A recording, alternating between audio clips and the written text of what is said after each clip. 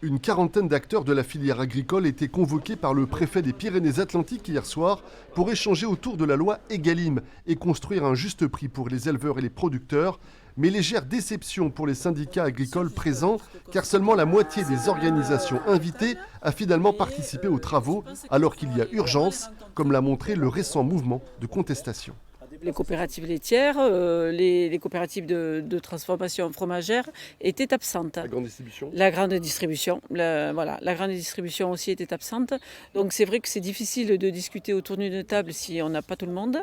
Et donc là, on a bien vu qui avait envie de travailler le sujet Egalim, qui avait envie de s'investir. Pourtant, tout n'a pas été inutile. Hier soir, les services de l'État ont annoncé la mise en place de 35 contrôles de prix en 2024 en Nouvelle-Aquitaine, notamment dans la grande distribution.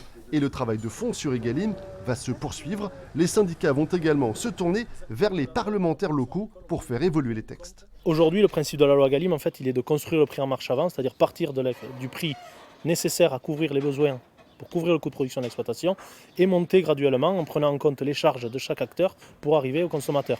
L'objectif n'est pas de voir le prix exploser en consommation. L'objectif, il est simplement de répartir les marges justement en fonction des besoins de chaque intermédiaire. Et aujourd'hui, la marge, elle est à la distribution et il va falloir que la grande distribution accepte de répartir la marge.